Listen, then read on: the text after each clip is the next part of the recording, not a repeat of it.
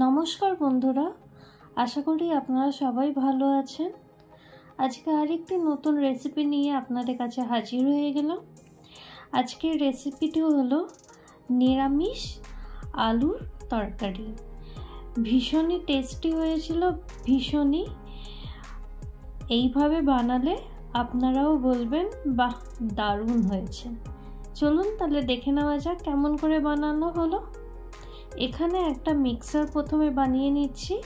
তার জন্য একটা বাটিতে আমি এখানে প্রায় 3 চামচের মতো দই নিয়ে নিলাম। অবশ্যই এটা টক দই। এরপরে দইটা একটু আমি ফেটিয়ে নেব। খুব ভালো করে দইটা ফেটিয়ে এবারে আমি কিছু মশলা দিয়ে দেব এর মধ্যে। একটু হলুদ গুঁড়ো দিলাম, একটু কাশ্মীরি লাল লঙ্কার গুঁড়ো,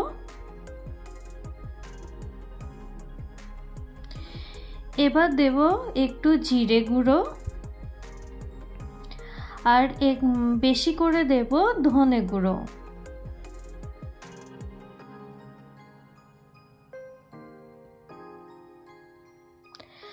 আর দেব বেসন।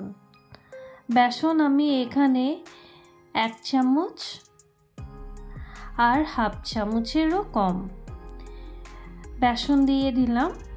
এরপরে আমি এই মিক্সারটা খুব ভালো করে ফেটিয়ে নেব।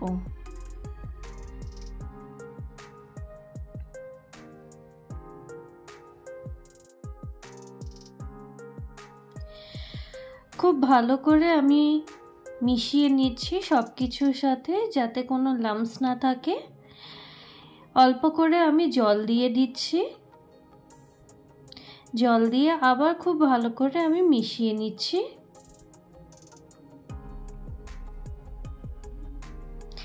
একদম যাতে প্লেন হয়ে যায়।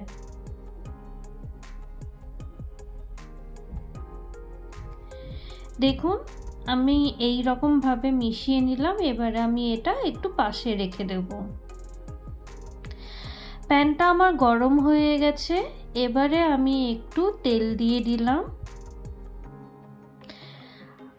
আমরা অল্প তেল খাই, তাই অল্পই আমরা তেল দিলাম। এবারে দিয়ে দিলাম গোটা গরম মশলা। এখানে দিয়েছি লবঙ্গ আর এলাচ। এরপরে দিলাম গোটা জিরে গুঁড়ো। একটু ভাজা ভাজা করে নেব। এবারে দিচ্ছি কারি পাতা। কারি পাতা ভালো করে একটু ভেজে নেব।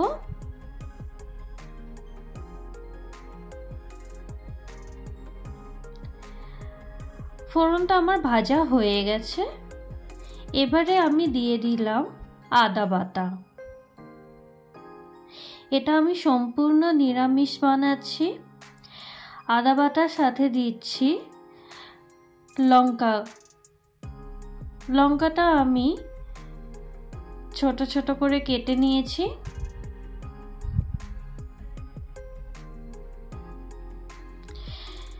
লঙ্কা আর আদা ভাজা হয়ে যাওয়ার পরে আমি এখানে দিচ্ছি বিট নুন। হ্যাঁ বন্ধুরা, আমি এখানে বিট নুন আর সাধারণ নুন দুটোই ব্যবহার করেছি। বিট নুনটা দিলে একটু ভালো টেস্ট আসে। এবারে আমি মিক্সারটা দিয়ে দিলাম। খুব ভালো করে মিশিয়ে নিচ্ছি ফোড়নের সাথে।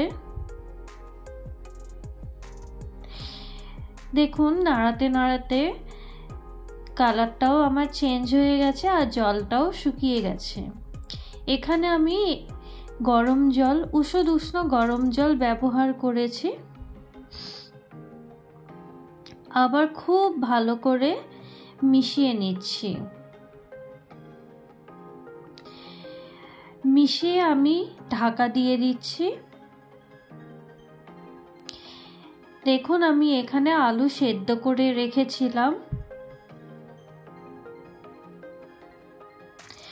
ঢাকনাটা খুলে দেখছি আমার মিক্সারটা ফুটছে।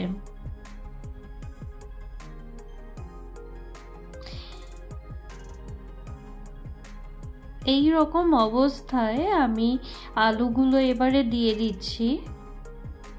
আলুগুলো আমি একদম খুব ভালো করে সেদ্ধ করিনি, 70% মতো আমি সেদ্ধ করে রেখেছিলাম।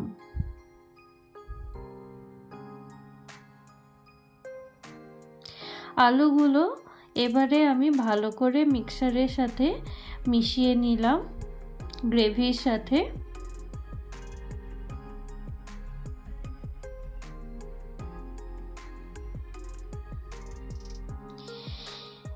এবারে আমি কসুরি মেথি দিয়ে দিলাম। এটা খুবই সহজ পদ্ধতিতে বানানো হয়েছে এবং খুব কম সময়ের মধ্যেই এটা বানানো হয়ে গেছিল। ঘরে থাকা উপকরণ দিয়েই এই এত সুন্দর সবজি খুব সহজেই বানানো যায়। আবার আমি ঢাকা দিয়ে দিলাম কিছুক্ষণের জন্য। প্রায় 3 মিনিট পরে ঢাকনাটা খুলে দেখলাম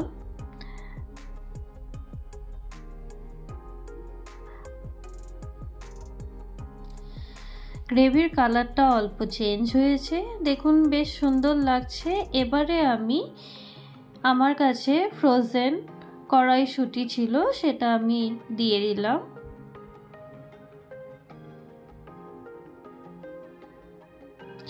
আপনারা চাইলে এটা স্কিপ করে দিতে পারেন, কিন্তু দিলে ভালো লাগে, টেস্টি হয়। এই মুহূর্তে আমি একটু নুন দিয়ে দিচ্ছি স্বাদ অনুযায়ী। ভালো করে মিশিয়ে নিলাম গ্রেভির সাথে।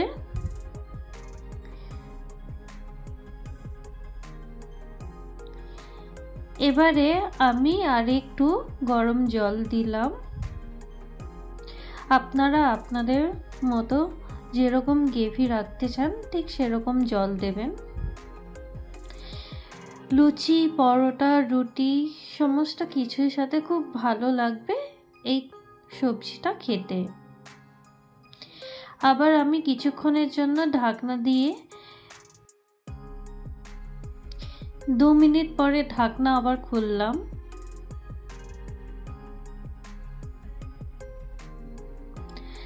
অল্প করে গরম মশলা আমি দিয়ে দিলাম। এবারে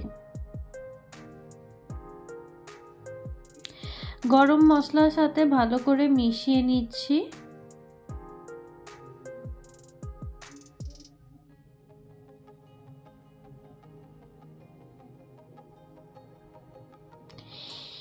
এবারে দিয়ে দিলাম ধনেপাতা।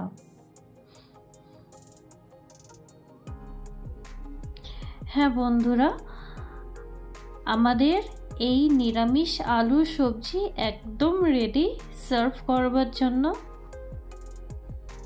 দারুণ টেস্টি হয়েছিল। আপনারাও বানাবেন ঠিক এই রকম ভাবে বাড়িতে, দেখবেন ভীষণ ভালো খেতে হয়েছে।